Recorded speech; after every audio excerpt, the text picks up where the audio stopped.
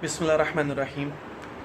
کربلا کا جو واقعہ تھا اس کے اوپر ویڈیو بن چکی ہے اور آپ لوگوں نے دیکھ بھی لی ہوگی، چینل پہ پڑھی ہوئی بھی ہے۔ اچھا، اس کے بعد پھر ایک ایسا واقعہ ہوا کہ جو بڑا ایمان افروز ہے۔ اخلاق کے اندر اس جیسی مثال نہیں ملتی۔ اگر کسی کا اخلاق دیکھنا ہو تو اس جیسی مثال نہیں ملے گی، ٹھیک ہے۔ اس کی ریزن یہ ہے کہ انسان اس شخص کے ساتھ اخلاق دکھاتا ہے، اس کے ساتھ بیہیویئر اس کا اچھا ہوتا ہے کہ جس نے پورے خاندان کو اسی کے سامنے شہید کیا ہو، اور اسی کے ساتھ آپ اچھا برتاؤ کریں تو یہ بڑا مشکل کام ہوتا ہے۔ یزیدی فوج کے اندر جو ہے، جو امام حسین رضی اللہ تعالیٰ عنہ کے مقابلے میں جو لڑے تھے، فوج جو تھی اس میں شمر بھی تھا جس کا بڑا کردار تھا جنگ کرنے میں، امام حسین کی تذلیل کرنے میں، ٹھیک ہے۔ جب وہ شہید ہو گئے اور ان کے خاندان کے ساتھ برا سلوک کرنے میں، کیونکہ یہی شخص تھا شمر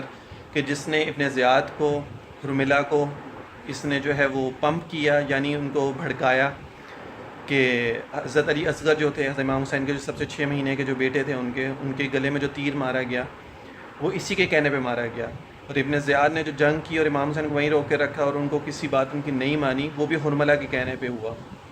تو ہر معاملے کے پیچھے اگر دیکھا جائے تو اسی شخص کا کردار تھا۔ اللہ تعالیٰ کی کرنی ایسی ہوئی کہ یہ شخص جو ہے،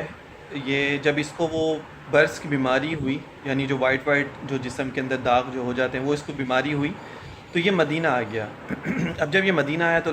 جب لوگوں کو پتہ چلا کہ شمر آیا ہے اور اس نے حضرت امام حسین کے خاندان کے ساتھ اور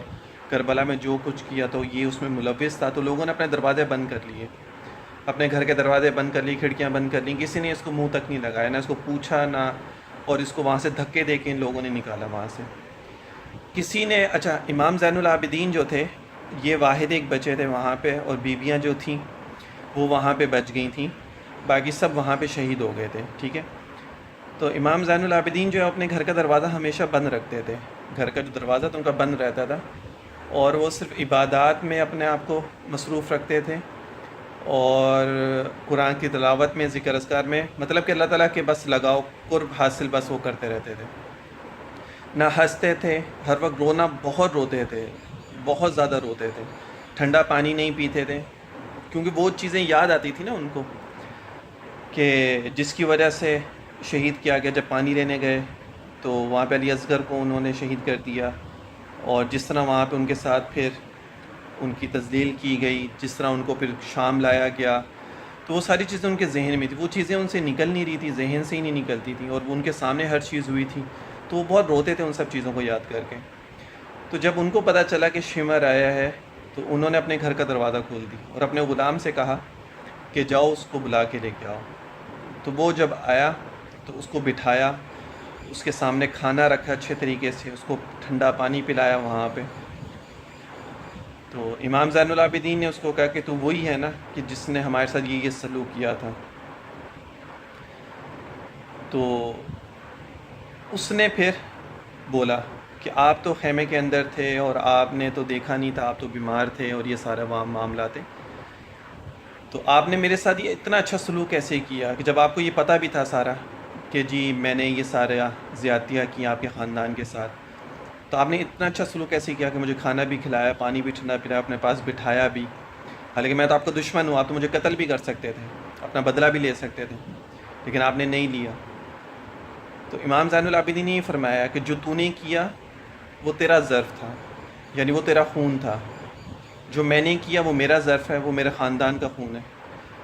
کہ میں نے اس کے ساتھ بھی اپنے حسن اخلاق اچھا رکھا